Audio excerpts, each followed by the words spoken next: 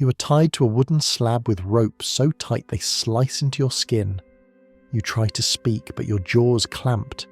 You try to cry, but no one listens. You're not a man today, you're a subject. In ancient Babylon, under the reign of a forgotten king, a surgeon sharpens his bronze blade while palace scribes dip their reeds into ink. They are here to observe, to document, to learn. The surgeon does not hate you. He is not cruel. He is curious. He speaks to the audience, not to you. Explains how the brain governs thought, how memory might be found in the folds of grey matter, how trepanation, cutting into the skull, may heal madness, seizures, or spirits. But today, he is not healing. He is searching. The bronze blade hovers above your forehead. You feel the chill of it against your skin. Then comes the cut, slow, deliberate, scraping through scalp and sinew. Blood runs into your eyes. You try to scream. Only a choke comes out. The assistants hold your head steady as the surgeon reaches for a chisel. With a flat stone he taps, once, twice, again. A dull thudding as the bone gives way, flakes falling like dry bark. He leans in, pressing fingers into the wound, peels back the bone. You're still awake. The scribes record the shape of your pupils, the twitch of your hands, the changes in your breathing. They write down when your legs begin to kick, when your eyes glaze, when your tongue curls sideways. The surgeon smiles. He touches the exposed brain with a hooked needle. Your body jerks. He notes the reaction. Left leg, right eye. No speech. Eyes dilated. He tries another spot. This time, your heart slows. He pauses, waits, adjusts. He is learning. You're teaching, without a choice. They say this was how medicine began, with suffering, not theory, not compassion, but trial, error, flesh. Later generations will praise this man. They will call him a pioneer. His techniques, crude but brave. His records, groundbreaking. But no one will remember your name, because you were never meant to be remembered, just measured. The experiment ends when your breathing stops, not from a fatal cut, but from too much time, too much pain, too much silence. They close your eyes, they wash the blade. And by the next morning, another slave has taken your place. You are 14, or maybe 15. You bled once, maybe twice. Then your mother brought you to the temple, where the women spoke in whispers and the walls smelled of wine, incense, and something rotting. You are not sick, but they say something is wrong with your womb. The priestess does not ask you how you feel. She doesn't ask if you're married. She does not ask if you're afraid. She only tells you to lie down. The slab is cold. The room is dark. A row of clay jars sits along the wall, each labelled in faded hieroglyphs. Some are filled with honey, others with dates, others with crocodile dung soaked in herbs. This is medicine. This is science. This is a test. A cloth soaked in bitter oil is pushed inside you. Not with care, not with reverence, with force. The priestess says if the scent travels to your mouth by morning, your womb is open.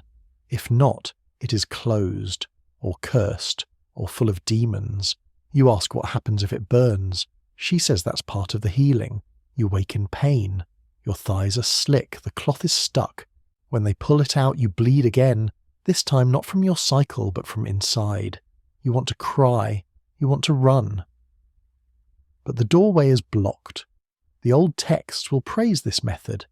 They will say it was brilliant, that Egyptian doctors were ahead of their time, that these tests could diagnose infertility centuries before modern medicine. But they won't write what it felt like. They won't write about the girls who never stopped bleeding, or the women whose wombs grew black and hot, or the ones who lost all feeling below the waist, because they were not considered patients, only vessels. You learn that some women were made to sit over steaming pots, herbs and dung boiling beneath them, the fumes forced upward. Others were fed mercury, or crushed beetles, or ashes mixed with wine. each mixture meant to purify, or provoke, or punish. No one knows how many died, no one counted, because a woman's pain was never the measure of failure, only silence was. If you stopped screaming, they called it healing. If you passed out, they said the demons had left. If you bled for days, they called it a sign from the gods.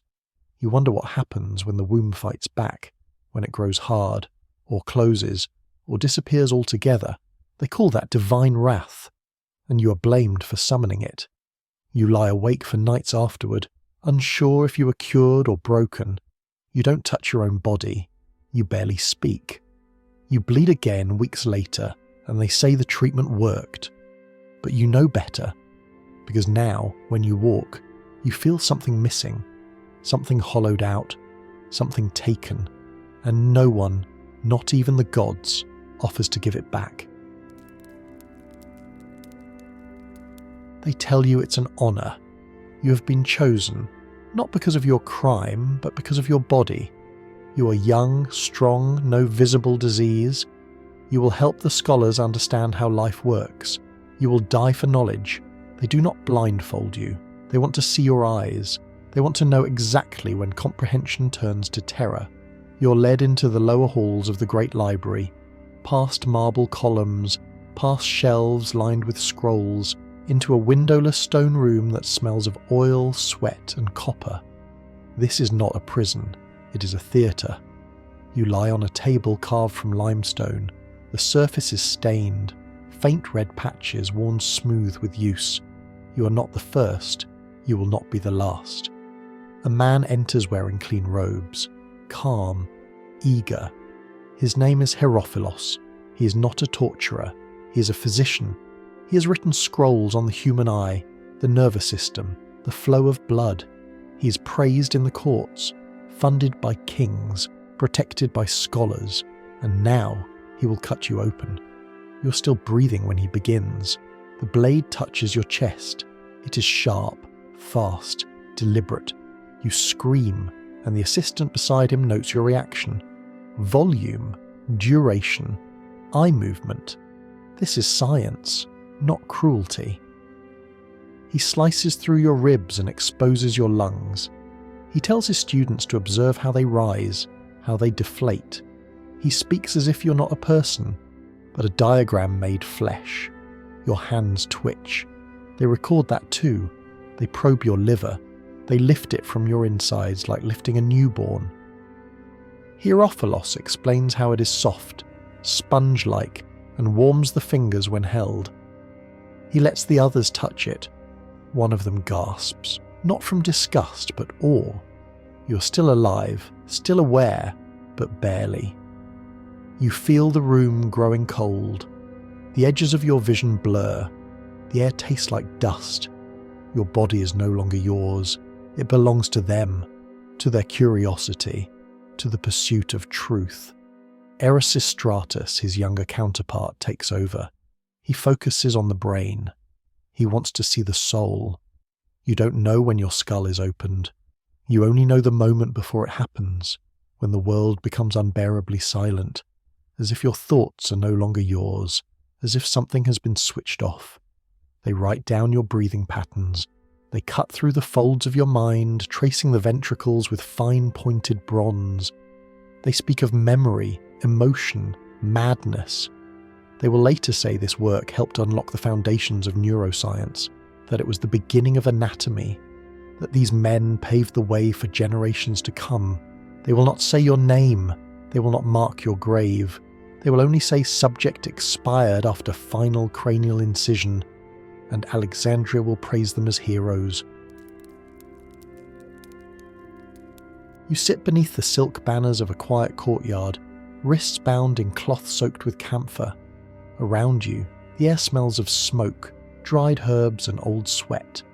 They say your spirit is unbalanced, that your fire is too strong, that your blood is too thick, that the energy within you, ki, has turned wild, corrupt, disobedient. Your mother weeps as the physician approaches. He wears white. His hands are clean. His tools glint in the sunlight. Copper knives, long needles, bone scrapers. Instruments passed down through dynasties, not just for healing, but for realignment. This is not punishment. This is medicine. He does not ask if you understand, only that you breathe slowly and do not move. He presses his fingers along your limbs, whispering the names of invisible meridians. He nods, then chooses the spot just above your knee. The first incision is thin, precise, not deep, but deep enough to bleed. The blood is gathered in a bowl. It must be observed, its colour, its smell, its speed. Red like cinnabar is healthy, brown like rust is not. You bleed quickly, thick, dark.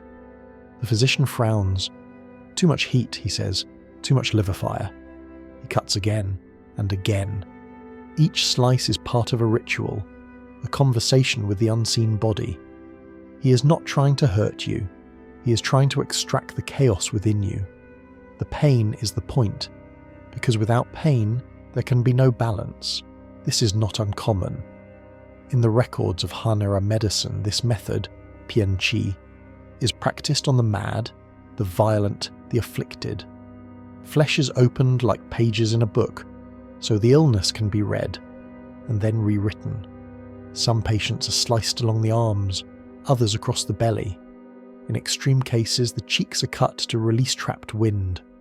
The wounds are left open, rubbed with powdered bone or wormwood ash to prevent clotting.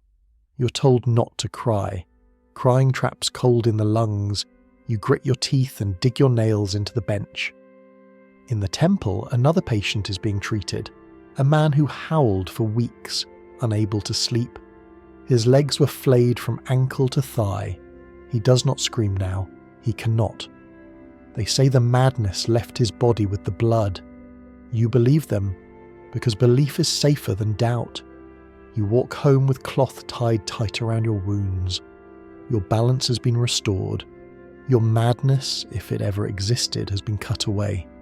You feel light, empty, pure. The next morning you wake with a fever. Your mother crushes dried scorpion into wine and pours it past your cracked lips. You drink, you vomit, you sleep.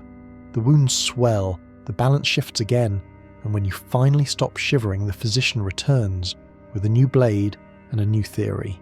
Because illness is never finished. It only hides, and your flesh will always carry its map.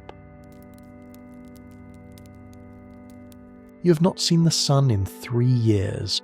Your world is sound, breath, heat, pain. You count footsteps. You know your mother's voice by the shift in her breath. You know shame by how quietly people speak around you. You were born with a veil over your eyes. They say it's the fault of the womb, or the gods, or whatever evil crept into your bloodline. But now there is hope. A physician has arrived from Athens. He studied under the followers of Hippocrates.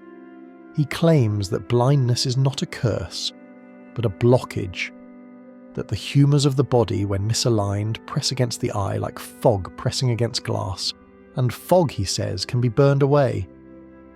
They sit you down in a room that smells like smoke and boiled honey. You're told not to be afraid. You're told this is a blessing, that many patients recover, that your vision may return, but they tie your arms anyway, not cruelly, just firmly.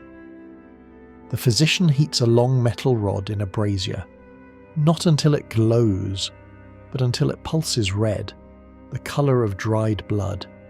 He speaks calmly as he explains the theory. The heat will draw the moisture from your eye. It will melt the blockage. It will clear the path between soul and sight. You feel the air shimmer as he steps closer. He does not place the rod in your eye. He presses it just below, into the skin of your cheekbone. The metal sizzles. Your body jerks. Your lips tear open with a scream. The physician steps back, observes, notes the reaction. He asks if you see light. You see stars, red stars, bursts of agony that flicker and fade. That is a good sign, he says. It means the eye is waking up. When you collapse, he applies a poultice, goat's milk mixed with charcoal and thyme. He wraps your face in linen and instructs your parents to keep you still. For 3 days, no talking, No weeping, just stillness. You sleep in pain, you wake in darkness. No change. Another attempt is made the following week, this time with vinegar and copper powder blown into your tear duct through a hollow reed. The burning comes from inside this time. You vomit. You cough until your ribs ache. Your eyes swell shut. Still, the physician insists this is progress. Ancient Greek texts later praise this method, Cauterization, as a rational intervention, a bold rejection of superstition. They claim it succeeded in some cases. They don't describe the others, the ones who stopped speaking, the ones who clawed their own faces, the ones who never saw again, not because of their condition, but because of the cure. You live, but your world remains dark, and now even darker than before, because your left eye, the one that still moved, now weeps blood instead of tears. The physician has moved on. He's been invited to a royal court. His name will be remembered. Yours will not. Only the burn remains. A perfect circle just beneath your eyelid. A mark of reason. A scar carved by science. You were captured yesterday. You don't know which legion. You don't know what town you're in. The sky is red with dust and the air smells of oil, blood and smoke. You're not here to be punished. You're here to be studied. The Roman camp surgeon is not a butcher. He's a technician. His hands are steady. His robe is clean. His voice, calm, professional, echoes through the tent as he speaks to the soldiers gathered outside. They are not here to rescue you. They are here to learn. He describes the human chest as a wall of muscle guarding delicate machinery. The lungs, he says, collapse differently depending on where they're pierced. The heart, depending on its depth, may take seconds or minutes to stop. The purpose today is precision. He orders his assistant to hold you upright against a wooden board. Your wrists are bound, your knees are buckled, but the straps around your ankles keep you upright. The spear used is not for killing. Not yet. It is thin, narrow, razor sharp, built not to destroy but to enter cleanly. The first strike is shallow, just beneath your collarbone. You feel it slide between bone and flesh like ice. A gasp escapes you, not from pain but from the strange calm that follows. The surgeon steps in. He observes the bleeding. Artery missed. No immediate threat, he notes aloud. He adjusts. A second spear enters lower, just to the left of the sternum. This one is deeper. You feel it touch something soft. Your shoulder jumps without meaning to. The assistant checks your pulse. Still strong. You're still useful. A third wound is made, this time directly over your heart. The tip enters slowly, deliberately. You feel pressure, then heat, then nothing at all. You can no longer lift your head. They whisper to one another, arguing over whether the final stroke punctured the pericardium or merely displaced it. A soldier in the corner gags, another stares, expressionless, committed to memorizing every twitch, every sigh. This is military medicine, not just healing, but calculation. These trials are not held in secret. They are sanctioned by generals, overseen by tribunes. The same knowledge that saves a soldier's life in battle must also learn how to end an enemy's faster. You're not a man here. You're an opening, a sequence, a test. The records of men like Antyllus, a Roman surgeon famed for his work on aneurysms and wounds of war, are filled with notes like these. Left chest, between 4th and 5th ribs, fatal in 3 minutes. Direct strike through right atrium, unconscious in 10 seconds. Death follows in 120. They claim this knowledge won battles. They don't say who gave it. You fall forward eventually. The straps are loosened. The spear is left in place for a final measure. Someone places a wax tablet on your chest to note the cooling of the skin. The air exits your lungs with a low, wet rattle, a sound none of them will forget, but only one will record, and he will call it a valuable result. You feel the bite before you see the snake. Two fangs like hot needles sink into the flesh of your ankle as you step into the tall grass. A flash of black coils, then silence. Your breath catches, your foot swells, the ground tilts. By the time the villagers find you, your skin is purple, your mouth is dry, you're trembling, but you're still alive. They take you not to a healer, but to a teacher. He lives just outside the temple grounds. His hut is surrounded by scrolls, dried roots, bowls of thick yellow oils and knives. He is an Ayurvedic scholar, respected, revered, feared. He does not smile when he sees you. He does not offer water or comfort. He tells the others to lay you flat and bind your limbs, not to stop you from hurting others, but to stop you from interfering. This is not a rescue. This is an opportunity. Your pulse is fast. Your chest heaves. You try to speak, but your tongue has thickened. A hot burn travels from your leg to your stomach. The venom is working. The physician writes something down. Krishna Sarpa, neurotoxic, mid-stage, still conscious. He does not reach for herbs. He reaches for a blade. He tells the watching students, 6 boys in orange cloth, eyes wide and still, that this is their chance to see life leave the body, slowly and with instruction. He cuts you open before the numbness reaches your ribs.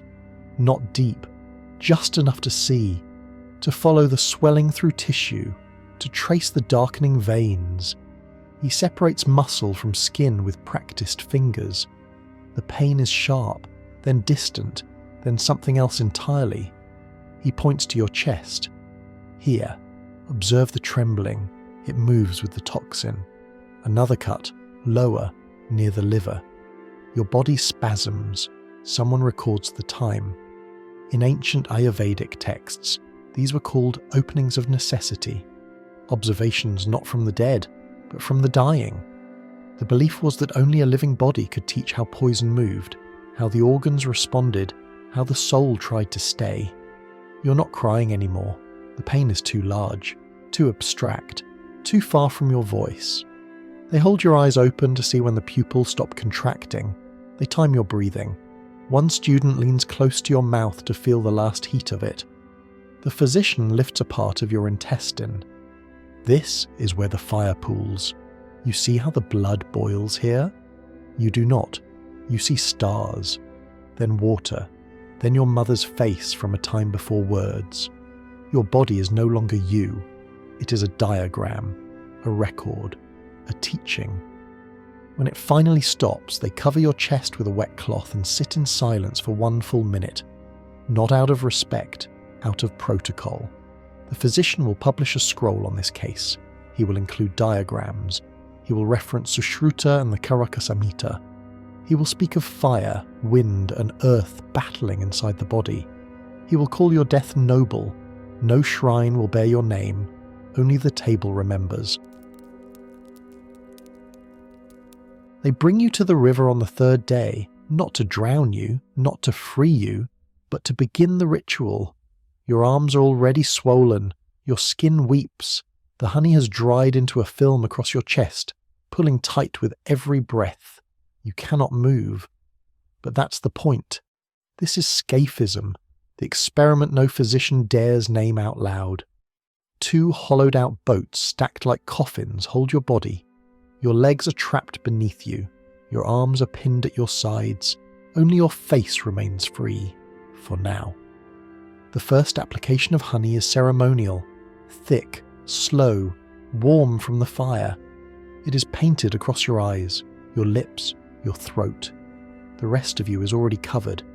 Then comes the milk, soured, foul, poured into your mouth, forced down until your stomach cramps and your bowels give out. The smell is immediate. The result is inevitable. You're now a habitat, a living experiment.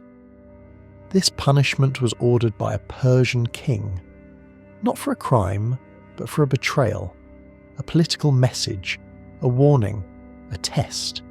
The healers, those who work beneath the court, watch from a distance. They pretend it is not medicine, but they observe, they record, they ask how long you remain conscious, how quickly infection sets in, how the body rots from within before the mind collapses. By sunset, the first flies arrive, by morning, the first worms. They nest in your flesh. They crawl into your ears, your mouth, your eyes. You try to scream, but the honey seals your lips. Your throat is too dry. You twitch, but you cannot escape. You do not die of the bite. You die of the living. They say some men survived a week, others longer. The royal scribes record each hour, pulse, breath, movement. They say it is a study of decay, of endurance, of how the body becomes soil even while it breathes. Your name is never written down. Only the phrase, salt and honey man, expired on the 9th sunrise. They will later call this cruelty beyond science, but the physicians who watched will never forget it, because they saw something else. They saw transformation, flesh into feast, man into host, punishment into procedure. And long after your bones are dragged from the husks of the boats, long after the river reclaims your blood, the idea will live, hidden, whispered, remembered, not as torture, but as a method. The square is packed, not with soldiers, not with slaves, but with scholars. This is not an execution, it's a demonstration. Galen of Pergamon stands beneath the awning, his robe neat, his hands steady. Around him are scrolls, scalpels, a sponge soaked in wine. Not for the subject, for the blade. The subject is a pig. It squeals before it's even cut. It senses what's coming. Its legs kick against the bindings. Its breath comes in short, rapid bursts, but it will not be killed. Not yet. Because Galen doesn't want to observe death. He wants to observe pain. He tells the crowd the pig must remain alive. That anesthesia dulls the results. That nerve mapping requires motion. He is not trying to be cruel. He's trying to trace the invisible wires of the body, the soul's circuitry, exposed. He begins with the larynx. He slices clean through the pig's throat, but not deep enough to end it, just enough to silence it. The squealing stops, but the eyes remain wide. The mouth still moves. The fear is still there. Only now it's silent. The audience watches as Galen presses a probe into the neck. Observe, he says, lifting the pig's foreleg by inserting a hooked wire beneath the skin. This controls the shoulder, and this... He flicks a different spot. The hind leg kicks, the belly contracts. The pig jerks violently, unable to cry. He charts it all, in wax tablets, in diagrams, in memory. To the crowd, it is astonishing, revolutionary. Proof that pain isn't just divine punishment, but mechanical, traceable, reproducible. He moves to the spine, one cut too far, and the animal stops moving altogether. A mistake, but a useful one. He will try again next week. Another pig, another spine, another sequence, and soon another animal. Monkeys, goats, dogs, all tied, all opened, all silent by the time the lesson ends. His legacy is assured. He will become the most influential physician of the Roman world. His writings on the nervous system will be copied for centuries. His diagrams will be taught in medieval universities. His name will be carved into the history of medicine. But the animals will be forgotten. No scroll bears their count. No statue honours their silence. No prayer thanks them for their sacrifice. They were not martyrs. They were tools. Pain was their purpose. And Galen, celebrated for his brilliance, will one day be praised not just as a doctor, but as a pioneer of suffering. They bring her in just before dawn. She's small, thin, no older than 9. Her head is shaved, her lips are cracked, her hands fumble through the air in quiet circles, searching for something she'll never find. She was born blind, not cursed, not punished, just forgotten. But now she has a purpose. The healer, if you can call him that, places her in the centre of the hall. The flames from the brazier lick the edges of the room, casting shadows like spirits. Around her, older men sit cross-legged, silent, watching. This is the test, to see if blindness is real or chosen, to prove whether she sees darkness or only pretends to. A flame is lit, a single taper held close to her face, not touching, just close enough for the heat to tease her skin. She does not flinch. The healer nods. They bring the flame closer. Her nose twitches, her jaw tightens, but still, no movement. The healer whispers, if she turns away, she sees. The flame is lowered to her palm. At first, nothing. Then a flicker. Her fingers curl. A gasp escapes her lips, but not from fear, from reflex. The healer raises his voice. Blindness is not of the eyes, it is of the mind. He orders the taper pressed closer, just for a second, to prove it. She screams, a sharp guttural cry that echoes through the stone walls. She yanks her hand back, trembling, her legs buckling beneath her. But he smiles. He says the test has worked. The flame, he explains, has awakened her dormant senses. The pain has cleared her mind. Perhaps now, sight will follow. They do not bandage the burn. Instead, they anoint it with ash and oil and crushed bark, a mixture once praised by a sage who never touched a patient himself. The girl weeps quietly. No one moves to comfort her. She's told to rest, to return in 3 days.